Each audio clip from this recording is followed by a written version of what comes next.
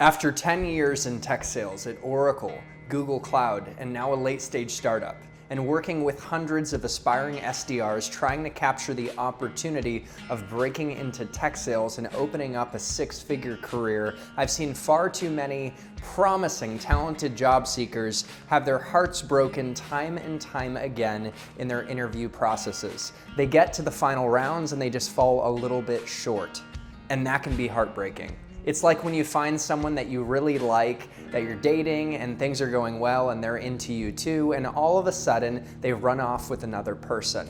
I've personally experienced that sinking feeling in my gut, both pursuing jobs in tech sales and of course in my dating life too. It happens. The good news is I made this video to end the tech sales interview heartbreak and help you understand 6 of the most common interviewing pitfalls that sabotage most people's success that is otherwise theirs for the taking. You're worthy of a six-figure, fulfilling tech sales career, and regardless of if you have a college degree or not, you're capable of breaking in. This video is going to help you with the meatiest part of breaking into tech sales, which is interviewing. So let's dive into these 6 interviewing mistakes to avoid like the plague. Tech sales interviewing pitfall number 1 is responding to behavioral interview questions with high-level fluffy answers and not giving enough concrete, specific, vivid detail. For a large portion of your tech sales interviews, hiring managers are going to ask you behavioral questions like tell me about a time you failed and how you responded to validate that you possess underlying qualities that are needed to succeed in the role as an SDR. The question, tell me about a time you failed and how you responded, is guaranteed to be a question you're going to be asked in almost any tech sales interview process, especially for an SDR role. But I've even found that when I've gone for founding account executive roles and I've interviewed with leaders at startups, I've been asked that question myself. This behavioral question is evaluating for your resilience and your ability to bounce back quickly, which is really important in sales when you're going to have to pick up a phone and cold call strangers and be rejected all the time. Or when you pursue deals that you were banking on to hit your numbers that blow up in your face, and now you've got to scramble to find other opportunities to fill the pipeline. A few other critical qualities that hiring managers are going to be looking for, where they'll ask behavioral questions to validate that you possess those qualities, are coachability, grit, and the ability to work in a team setting. If you want a more comprehensive list of qualities that SDR hiring managers look for and the 30 most common interview questions that you should expect in your SDR interviews, then check out the videos I made on the topics, and also check out my Tech Sales Accelerator collection of courses linked in the description of this video. Unfortunately, the hiring manager interviewing you hasn't had the opportunity to observe you in action over time, so they only have this snapshot in the interview when they ask you these behavioral questions to see if you're the real deal and actually have the qualities they're looking for. The burden is all on you in the interview to tell a crisp, compelling story that gives concrete evidence that you possess the underlying qualities of resilience that the hiring manager is looking for. And if your answer is fluffy, you're going to get ruled out quickly. I was working with a coaching client who got to a final round interview with Greenhouse Software, a great company, and he got beat out at the very end, and the VP told him it was because he had a fluffy answer to a behavioral question that made them doubt their credibility. So when it comes to preparing for behavioral questions, make sure to prepare an arsenal of stories that are concrete and specific that show the hiring manager you've got what it takes. It takes work to put in that level of preparation and to be meticulous about how you tell your stories, but it is so worth it. Let's look at a quick example of a fluffy answer to the question, tell me about a time you failed and how you responded, and a more concrete, vivid example. Yeah, I remember when I was a loan officer a couple years ago, it was Q4 and I was one deal behind my numbers, and I was so close to getting the deal, but it fell through and I didn't hit my numbers, and it was pretty disappointing.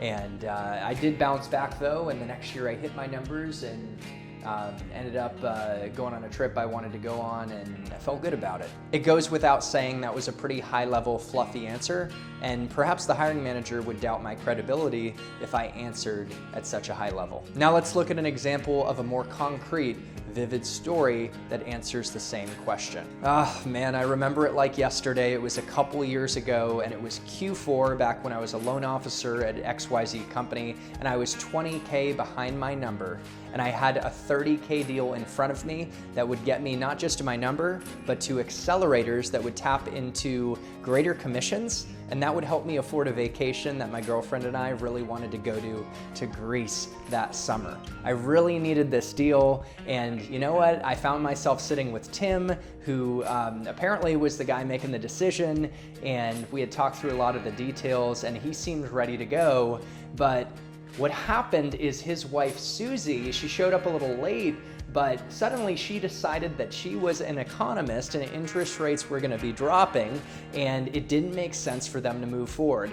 And boom, like that, the deal vanished before my eyes, and I went from hitting my numbers and accelerators in my mind and going on this trip to falling short and honestly feeling a pit in my stomach and being embarrassed to tell my girlfriend that we weren't going on that trip. That was a really painful experience, but what I learned is I needed to do a better job of understanding the full buying committee. And I needed to better align with everyone who was playing a part in the purchasing decision, and I needed to fully understand all objections so that I could completely address them. I went into the next year qualifying my deals with more rigor, and what do you know, I hit my numbers. In fact, I got to 120% of quota, and I did end up going on that trip in Greece, and man, was it sweet. I had a lot of margaritas and a lot of great sunset photos. And you know what? I even trained my team on deal qualification as a result of my success. There you have it, an example of a high-level fluffy answer and a more concrete answer. And hopefully that provides some inspiration to create your own vivid, compelling, energizing stories that you can tell to wow your hiring managers and eliminate any doubt in their minds around your credibility. Tech sales interviewing pitfall number 2 is having a weak answer to why you want to work at the company. Tech sales interviewers want to see the fire in your belly. They want to see that you're passionate about the opportunity and that you want to be there for the long run. They know this passion and twinkle in the eye is what is going to sustain you when the going gets tough in sales. If a hiring manager is choosing between 2 equally competent candidates that they know can do the job, they're going to choose the one that has the stronger answer to why they want to work at the company. A strong, compelling answer to the question, why do you want to work at our company, will tie into how you believe in the product and market and why you're excited about it. It'll tie into how you see the company empowering your vision for your life and helping you reach your potential. Maybe the people at the company are amazing and will push you to grow. The culture is a great fit for you that'll bring out the best in you, and you see amazing training being offered at the company that you're super excited about. What really takes a strong answer to why you want to work at a specific company to the next level is creating a very compelling, emotional, personal tie-in to the company.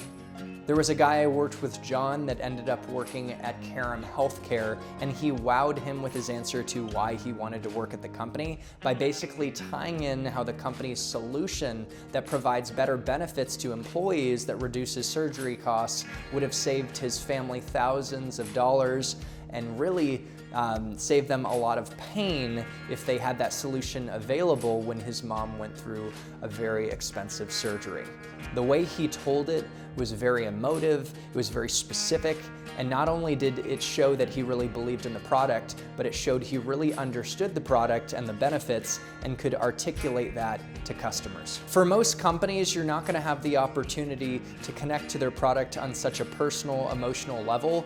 Like when I went to sell Oracle databases, that wasn't really the case, and even Google Cloud's platforms and technology. But I will give you an example of how I made my answer to why Google Cloud a lot more personal. When asked the question, why do you want to work at Google Cloud? I said the following. Google's founding mission to organize the world's information and make it universally accessible is extremely personal and meaningful to me because a lot of my personal growth, which I'm so passionate about, started with a Google search. When I was a kid, I was anxious, I was shy, and I wanted to know how could I become more confident. I wanted to know what it took to live a happy, fulfilled life and what it took to be successful. And finding answers to these big, hard questions and these big problems started with a Google search that nudged me in the right direction. I'm so grateful Google has provided access to life-changing information for me and many others in this world, and I'm excited to have the opportunity to expand that mission to the enterprise space through Google Cloud, helping companies better access and manage their data to turn it into an asset that helps them be more successful and helps them better serve their clients and their internal employees. And I know that at Google Cloud, I am going to be surrounded with the best of the best. Liz, who interviewed me in the last round, was incredible. We were nerding out on artificial intelligence and personal growth, which you could tell I'm super passionate about. And I know that I'm going to come to this company and I'm going to be challenged. I'm going to feel a little insecure because of how talented everyone is, but that's where the growth happens, as our CEO, Sundar Pichai, says, and that's what I want. That wasn't the exact answer I gave, but more or less the gist of it. And because I was so passionate about the opportunity and had such a strong why, and because I came in with such intention, I know that I was able to stand out and seal the deal. In spite of my imperfections, like rambling too much in a previous interview with one of the hiring managers, Blake Horowitz, that had to wrangle me in. But he said, "Chris, I love your answers and your passion. We just have limited time." So it's amazing how passion and an intentional why can outshine any imperfections when it comes to how you show up in your interviews. Tech sales interviewing pitfall number 3 is over-talking and not being succinct. Hiring managers at all levels in tech sales, whether hiring for SDRs or account executives, are looking for executive presence. They want to know that they can put you in front of an executive at a high potential prospect and be confident that you're going to represent the brand well. They want to know that you're going to be able to build trust with that executive by communicating in the way that all executives prefer, getting to the point quickly and focusing on what's in it for them. If you ramble in interviews and in front of customers, it damages trust and damages your credibility. You honestly just look incompetent. In my personal experience, I lost out on an incredible job opportunity at Salesforce because I couldn't get to the point. Let me tell you that story real quick. Back when I was at Oracle and before I started at Google Cloud, I was still in the phase of exploring my options in the market, and I decided I was going to shoot my shot with Salesforce. And man, did I start off hot, because I had a CIO at an enterprise company that was a Salesforce customer that knew the head of all sales in the US business, that warm introduced me to the head of all sales. So imagine I'm getting warm referred from a customer of Salesforce to the head of all sales, who then is pushing me to the recruiter. So they fast-tracked me in the process, and I had all the odds stacked in my favor, and in fact, I was a little bit cocky. And I went into an early round interview, and the hiring manager asked me to explain what cloud computing was to an executive. I was so confident in how smart I was, and I talked the guy's ear off on every aspect of cloud computing, including infrastructure as a service, platform as a service, and software as a service. And you know what happened? I didn't get the job, and I found out it was because I talked all over the place and didn't get to the point. No matter how good I was and no matter how much I believed in my ability to come in and succeed at Salesforce, the hiring manager only had that small snapshot of an interview to go off of. So the point is, get to the point in your interviews. I helped someone get into ZoomInfo, and what is incredible is that when they were asked the question, what does ZoomInfo do? They said, ZoomInfo helps businesses grow. And the hiring manager loved that because of how simple it was. You might think that's oversimplified, but the reality is, they really got to the point. And that's better than rambling all over the place. Always remember that less is more, especially when backed by confidence. And always get right to what's in it for them. What's in it for the hiring manager, what's in it for the customer. That's all they care about. And when you get to the point, you create the space for your interviewer to accomplish everything they want to accomplish and ask more questions and double click where they want to. When you're succinct, that is a breath of fresh air for your interviewer and your prospect, and you create a better experience for them and a better experience for yourself as a byproduct. Interviewing pitfall number 4 is not knowing the product when you show up in interviews. Before you walk into any interview, you should have a strong answer to why customers buy the product of the company that you're interviewing with. Now, don't overcomplicate this. And as an Oracle mentor who made $1 million a year would tell me, take the tech out of tech. You don't have to be technical, and don't focus on bells and whistles. Simply focus on the core problems that the solution solves for relevant personas at ideal clients, and focus on the core business outcomes that the solution helps deliver. It's as simple as that. And articulate the problem solved and outcomes achieved through the lens of a customer story. Go to the website of a company that you're applying to and look at their customer success stories. Most companies will have a section like this on their website, and pick one you like. As you read through the case study, focus on challenges solved. Maybe the solution saved $20,000. Maybe the solution helped free up time and helped a company's people be more productive. And focus on positive business outcomes like driving top-line revenue, and just do your detective work to find those nuggets so that you can then tell the story of that customer in a compelling way. Also, take the time to find the key personas within the case study to tailor your pitch, not just to the company and the high-level business problems and objectives, but the actual persona that is relevant to the solution that you'll be selling. Here's an example of a strong answer to the question, what do we do at XYZ company and why do customers buy? Well, I'm happy to answer that question through the lens of a customer story. A fleet management company called XYZ Corporation found themselves with a growing fleet of over 100 trucks where their costs related to risky driving behavior was ballooning out of control. They just didn't have the technology to provide the real-time visibility needed to get ahead of this risky driving behavior and really curb it to ultimately reduce their costs and help improve the profitability of their company. They turned to us, and we were actually able to do a pilot where we proved out a crazy amount of value. We actually helped them proactively prevent about $100,000 worth of driving accidents, we project. And after the pilot, they decided to move on over to us.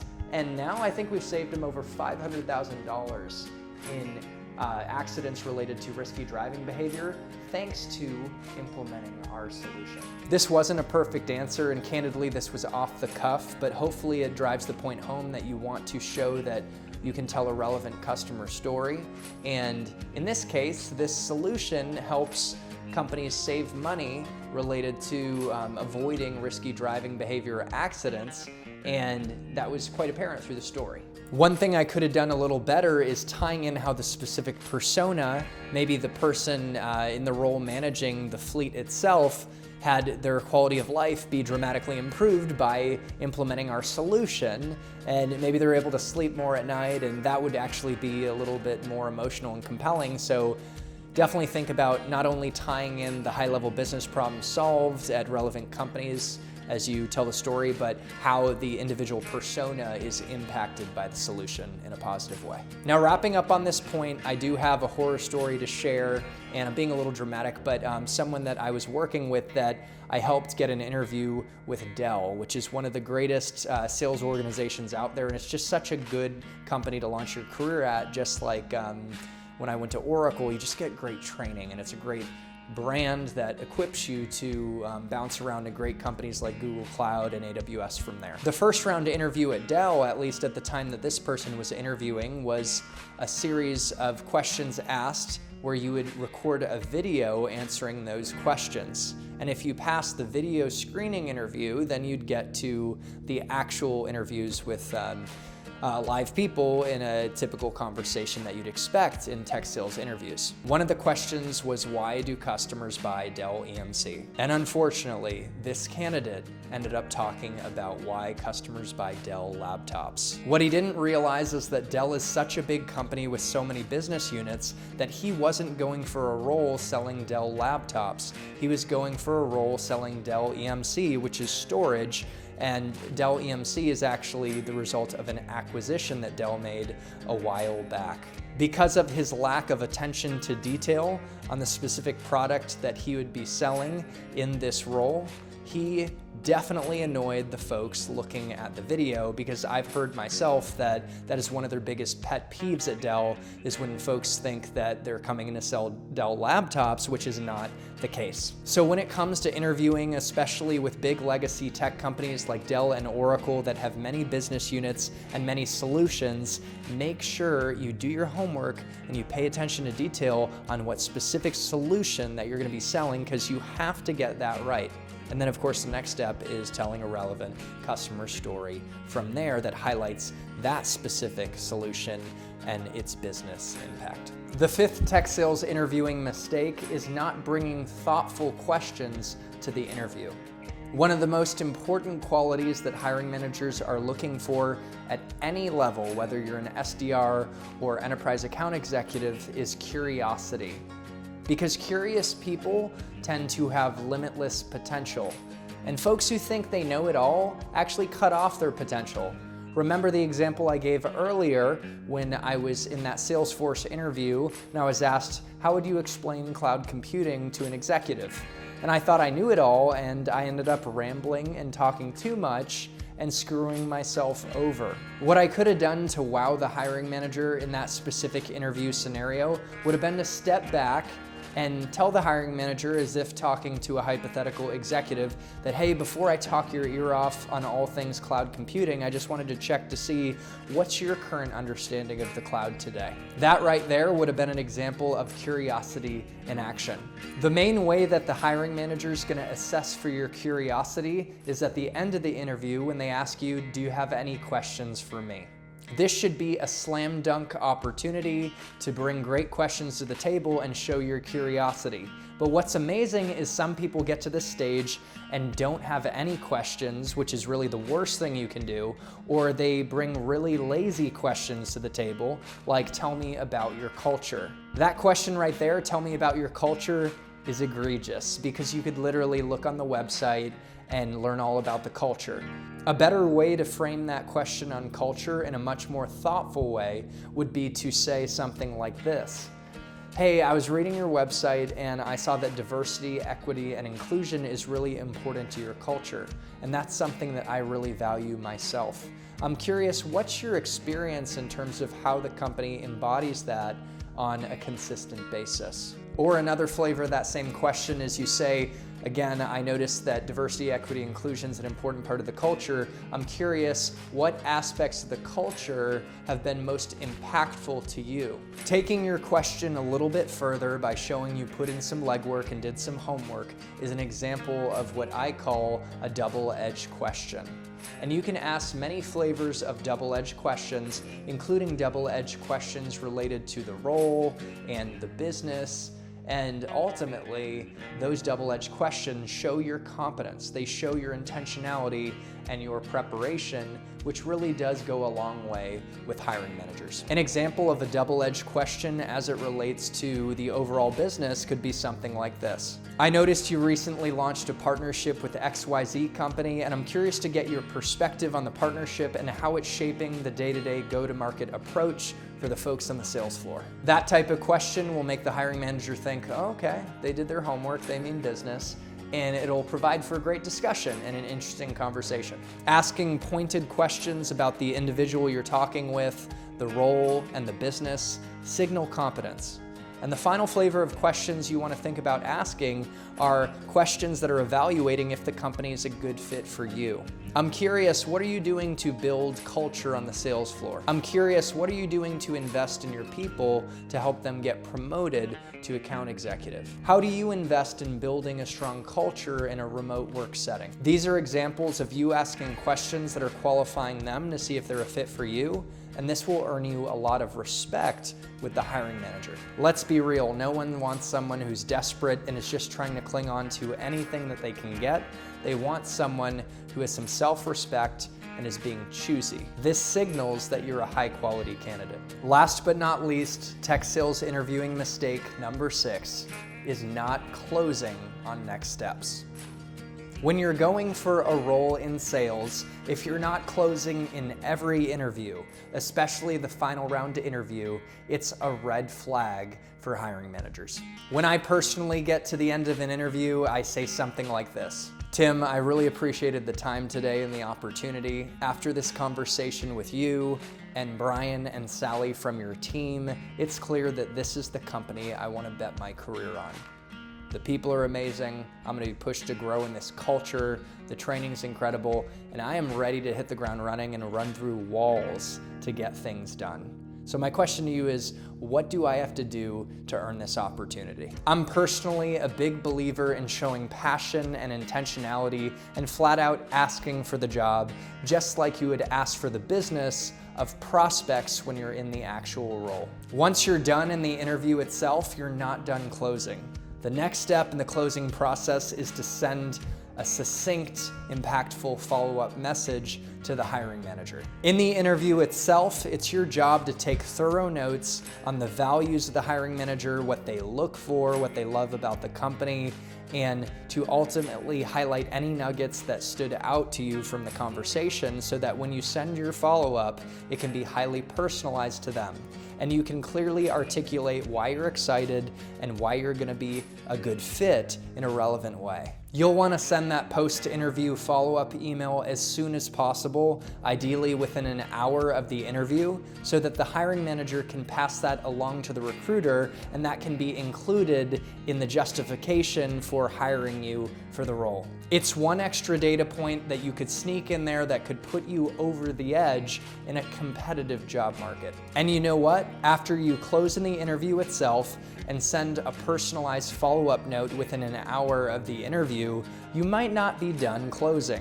You might actually have to follow up some more because hiring managers, recruiters, and executives at these companies are extremely busy, and sometimes they're waiting on certain approvals and there's things going on in the back end operationally with the business where there are delays, and it's your job to follow up and be the squeaky wheel and be top of mind. As a mentor of mine once said, the squeaky wheel gets the oil. And following up in a pleasantly persistent way is another data point that shows you're capable of doing the job. Because in sales, persistence and follow-ups really is what fuels the finances. All right, guys, I hope you enjoyed this video and got a lot of value out of it that you can apply to break into tech sales or land your next tech sales dream job.